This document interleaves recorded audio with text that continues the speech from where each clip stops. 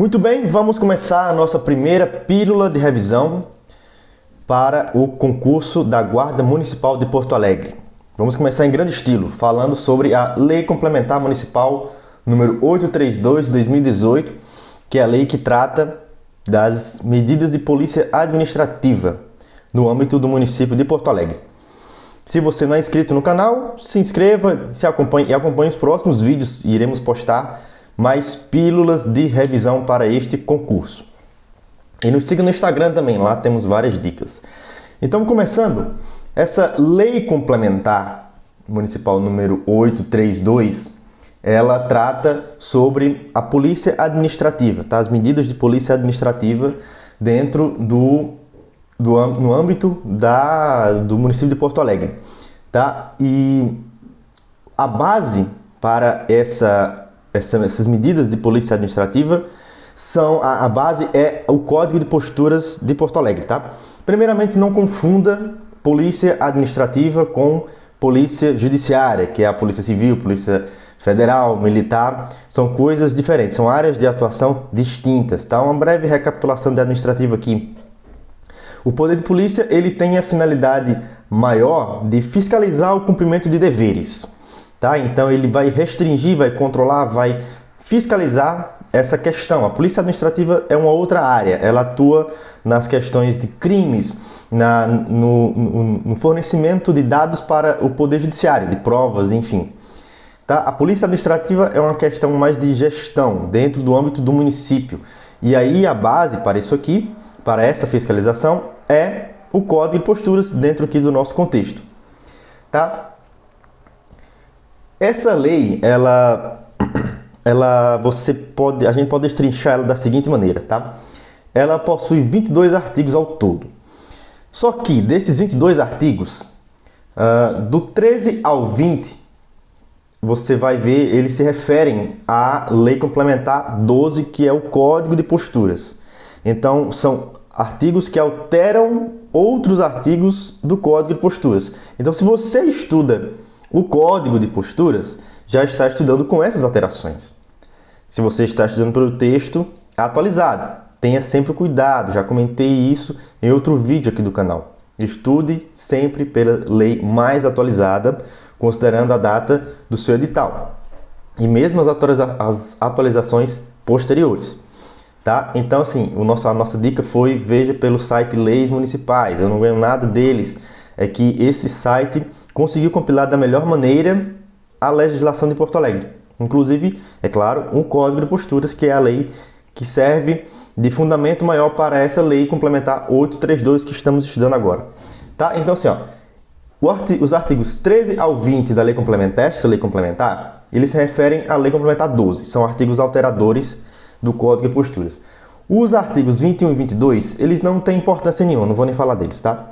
Então, sobram o artigo 12, que trata do anexo, e esse anexo é o que atualiza a descrição analítica das atribuições do cargo de guarda municipal. Então é importante você dar uma olhada nisso, que são as atribuições que você irá exercer quando for um guarda municipal de Porto Alegre.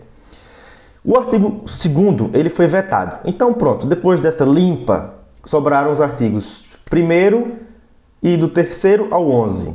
O 2º foi vetado. Artigos 1º e 3º ao 11. O artigo 1º traz as finalidades das medidas de polícia administrativa. Eu vou abrir aqui o trecho da lei só para ler e ficar melhor. O artigo 1º traz o seguinte: as medidas de polícia administrativa de competência do município de Porto Alegre para efeito dos costumes e das posturas municipais, Código de Posturas, com base na Lei Complementar número 12, que é o Código de Posturas, e alterações posteriores, tem, entre outras, as seguintes finalidades, tá? Então, assim, as finalidades das medidas de polícia administrativa são estas. E aí ele traz 10 incisos nesse contexto, nessa definição aí. Então tem promover a defesa da dignidade da pessoa humana, preservar e proteger o meio ambiente, promover bem-estar paisagístico, tem várias questões ali que você deve ler para levar para a sua prova. O parágrafo 1º fala o seguinte, que o disposto nesta lei complementar aplica-se às infrações administrativas que contrariarem as finalidades previstas no caput. neste artigo, bem como as constantes nas leis complementares 12, que é o Código de Posturas e alterações posteriores, e 694 e alterações posteriores. Isso aqui quer dizer o seguinte, que aquilo que está no Código de Posturas vai ser regido conforme está lá no Código de Posturas. E aquilo que não está no Código de Posturas vai ser regido de maneira mais abrangente por esta lei, que são as finalidades, né? Então, assim, o que não está descrito especificamente no Código de Posturas como infração, pode se enquadrar como infração a uma finalidade que está aqui no artigo 1º dessa lei. Tá? Então, beleza, esse foi o artigo 1º. Vamos pular para o artigo 3º, e aqui é o seguinte, ó. As infrações, elas podem ser investigadas, elas podem ser verificadas de ofício, né, de duas maneiras, ou de ofício pela autoridade, ou mediante denúncia de qualquer cidadão. Esse é o artigo 3º. Tá? E no artigo 4º é que especifica como que o cidadão poderá fazer essa denúncia. Então ali, se por telefone, e-mail ou internet, e deve constar sempre que possível, isso é um detalhe importante. Aí temos aí 6 incisos com aquilo que, se possível, deve constar na denúncia. E tem o que? Breve relato, data e hora, o nome da rua, reprodução, se tiver, por vídeo, né, ou foto, enfim. O parágrafo 1º traz assim, tratando-se de denúncia realizada por telefone, aí tem lá que a autoridade deve comparecer, e se for pela internet, deverá constar a identificação do denunciante. Assim, é meio estranho isso aqui, porque é como se condicionasse a denúncia a essa identificação, só que não se falou em identificação antes. E aí, a denúncia é só pela internet, quando é feita pela internet. Por quê? Por que não se exige, e se exige, como é que se exige se for feita por telefone? Então, como é que se comprova, né, a identidade? Então, é uma situação meio estranha. Mas aí vem um parágrafo 2º e fala assim, no caso do disposto dessa questão na internet ali, sendo suficientes os elementos informados pelo denunciante para caracterizar a materialidade e a autoria da infração, caberá à autoridade competente à lavratura do auto de infração. Tá? Então, é tipo isso aí. Vamos avançando. O artigo 5º, estamos aqui no artigo 5º fala o seguinte, ó, que para assegurar a consecução de finalidades de interesse público e a plena efetividade do disposto nesta lei, ou seja, para ter efetividade, né, o Executivo poderá celebrar convênio com os entes da administração municipal indireta. Opa! Breve revisão de administrativa aqui. O município, ele está falando aqui em administração municipal indireta, ou seja, deve existir uma administração municipal direta, tá? Quais são os entes da administração direta e indireta? O que é administração direta e indireta? A administração direta é composta pela União, Estado, Distrito Federal e municípios. Ou seja, o município de Porto Alegre faz parte da administração direta. E a administração indireta, quem são? Formados por quem? São autarquias, fundações públicas, empresas públicas e sociedades da economia mista. Tá? Então, assim, são pessoas jurídicas diferentes da administração direta. Tá? Então, o que ele está dizendo aqui é que a administração direta, que é o município, pode celebrar um convênio com a administração indireta para que essa lei tenha efetividade, ou seja, para que a fiscalização seja mais efetiva dentro do município, dentro do que propõe essa lei. Tá? Artigo 6º e 7º é o seguinte, a identificação de infração dará causa à lavratura de um auto de infração e a notificação ao infrator, dando-se o processamento nos termos da Lei Complementar 790. Essa lei complementar não interessa, ela não está no seu edital. Só sabe o seguinte, que a infração gera um auto de infração, esse auto de infração precisa ser notificado ao infrator e isso vai gerar um processo. Tá? E aí o artigo 7º diz o seguinte, só complementando, que esses autos de infrações devem ser encaminhados à comissão judicante competente para a instrução do processo administrativo ordinário. Ou seja, só basta saber que existe uma comissão que vai tocar esse processo. E aí a instrução do processo quer dizer, essa instrução quer dizer que serão anexados ao processo todas as provas, os documentos que são importantes para elucidar aquela infração. Tá bom? Avançando então, artigo 8, já estamos finalizando. Artigo 8º.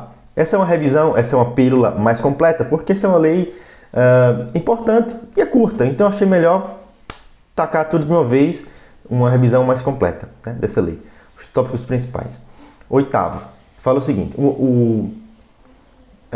aqui é sobre a sanção, né? Concluído o processo administrativo sancionatório e confirmada a aplicação da multa, o infrator deverá realizar o pagamento até a data de vencimento.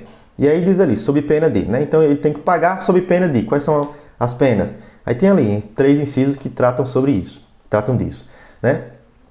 E aí o parágrafo único traz: o infrator estará sujeito ao ressarcimento dos danos causados sem prejuízo ao disposto no caput desse artigo. Ou seja, assim, você pode pensar, paguei a multa, tô livre. Não, se além da multa você gerou danos, algum tipo de danos, então você pode pagar também por esses danos, pagar a infração e também os danos, tá? Se gerou um dano a um prédio público, paga o conserto do prédio, a reforma do prédio e também a multa eventualmente que existe, né? Isso é um exemplo hipotético.